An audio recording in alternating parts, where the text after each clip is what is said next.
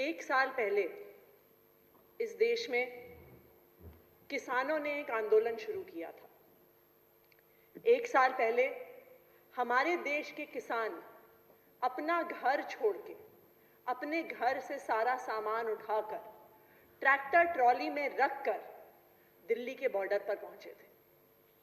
वो दिन जब हमारे देश के किसानों को अपना घर छोड़ना पड़ा था, ठिठुरती हुई ठंड में ट्रैक्टर ट्रॉली में बैठना पड़ा था, मुझे लगता है कि इस दिन को हमें अपने देश के इतिहास में हमेशा याद रखना होगा कि जो हमारी थाली में खाना डालता है, जो हमारे देश का अन्नदाता है, हम सब जो यहाँ पे लोग बैठे हुए हैं, हम दिल्ली जैसे शहर में रहते हैं।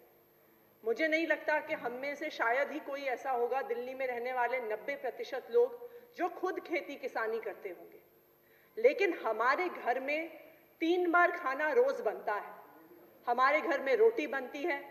ये रोटी का अन्न कौन उगा रहा है?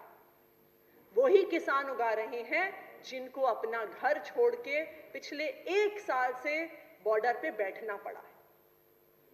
ये हमारे देश के लिए दुख की बात है कि एक ऐसा कानून पास होता है, 3 ऐसे कानून पास होते हैं जो हमारे अन्नदाता को सड़कों पे बिठा देते हैं। और ना सिर्फ उनको सड़कों पे बिठाते हैं, जब वो संघर्ष करते हैं तो हमारे ही केंद्र सरकार के लोग, और मैं कुछ अलग अलग एग्जाम्पल्स प्रस्तुत करना चाहूंगी कि केंद्र सरकार के लोग ये नहीं सोचते कि ये हमारा अन्नदाता है जो सड़क पे बैठा हुआ है। उनको क्या क्या नहीं बोला जाता। हमारे आदरणीय प्रधानमंत्री जी कहते हैं कि ये आंदोलनजीवी परजीवी की तरह होते हैं। हमारे एक और केंद्रीय मंत्री पीयूष गोयल जी कहते हैं कि ये किसान जो सिंगू बॉर्डर पे बैठे हुए हैं, ये किसान जो टिकरी बॉर्डर पे बैठे हुए हैं, ये माओवादी विचारधारा से प्रेरित हैं। इनको कहा जाता है, कर्नाटक के कृषि मंत्री कहते हैं कि आत्महत्या करने वाले किसान कायर हैं। हरियाणा के कृषि मंत्री कहते हैं कि आंदोलन के पीछे पाकिस्तान का हाथ है। कोई उन्हें अलगाववादी कहता है, कोई माओवादी कहता है, कोई खालिस्तानी कहता है, कोई आतंकवादी कहता है। मैं सोचती हूं कि वो लोग जो हमारे देश के अन्नदाता पर ऐसे आरोप लगाते हैं, जब रात को अपने घर जाते हैं और खाना खाने बैठते हैं और अपनी थाली को देखते हैं, तो उनको शर्म नहीं आती क्या कि उन्होंने अपनी थाली पे खाना रखने वाले के बारे में क्या क्या कहा था। लेकिन उन किसानों का संघर्ष था जो 1 साल तक वहां पे बैठे रहे। उन किसानों की शहादत थी जो 700 से ज्यादा किसानों ने अपनी जान दे दी, जिसने एक अहंकारी सरकार को झुकने के लिए मजबूर कर दिया। वो अहंकारी सरकार जिसके हर मंत्री ने, जिसके हर नेता ने, जिसके हर समर्थक ने कोई कसर नहीं छोड़ी हमारे अन्नदाता पे अपशब्द कहने की। लेकिन वो इस किसान आंदोलन की पाक पवित्रता, उनका जो अहिंसावादी आंदोलन रहा है, उसके लिए तो मैं मानती हूं उसके सामने हम सबको नमन करना चाहिए, जिसने इस अहंकारी सरकार को भी झुकने के लिए मजबूर कर दिया। मैं देखती थी हम लोग इस 1 साल के दौरान अक्सर शाम को डिबेट्स पे जाया करते थे, जहां पे अलग अलग मुद्दे किसान आंदोलन से जुड़े हुए आते थे, और अलग अलग नेतागण जो भारतीय जनता पार्टी के होते थे, टीवी पर आकर इन किसानों पर कैसे आरोप लगाते थे। अलग अलग टीवी चैनल्स पे हम ये देखते थे कि अलग अलग एंकर्स इन पे इतने सवाल उठाते थे।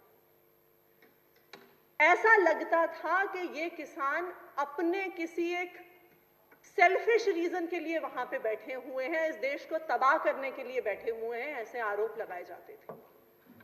लेकिन मैं ये मानती हूं कि वो किसान जो वहां पर 1 साल के लिए टिकरी बॉर्डर पर बैठे रहे, सिर्फ अपनी लड़ाई नहीं लड़ रहे थे, वो पूरे देश की लड़ाई लड़ रहे थे। इसलिए लड़ रहे थे कि हमारी थाली पे खाना आ सके।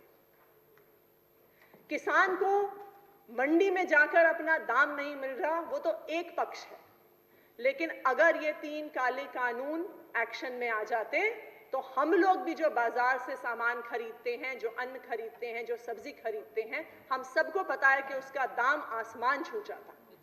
तो वो किसान जो 1 साल से संघर्ष कर रहे हैं, सिर्फ अपने लिए संघर्ष नहीं कर रहे थे, पूरे देश के लिए संघर्ष कर रहे थे।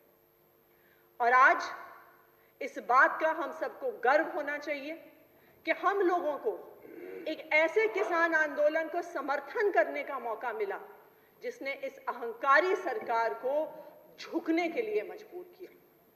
स्पीकर साहब, मैं आपका धन्यवाद करना चाहती हूं कि आपने मुझे इस मौके पे, इस महत्वपूर्ण मुद्दे पे बोलने का मौका दिया। और मैं यहाँ पे इस बात का गर्व महसूस करती हूँ कि आज संविधान दिवस पर हम यहाँ पे एक रेजोल्यूशन पास कर रहे हैं, किसानों के समर्थन में रेजोल्यूशन पास कर रहे हैं, और हम जो एमएसपी की इस किसान की मांग है उसके समर्थन में रेजोल्यूशन पास कर रहे हैं। और मुझे उम्मीद है कि जिस तरह से केंद्र सरकार को ये तीनों काले कानून वापस करने पड़े, उसी तरह से जो किसानों की एमएसपी की मांग है उस मांग को भी पूरा किया जाएगा। धन्यवाद। धन्यवाद।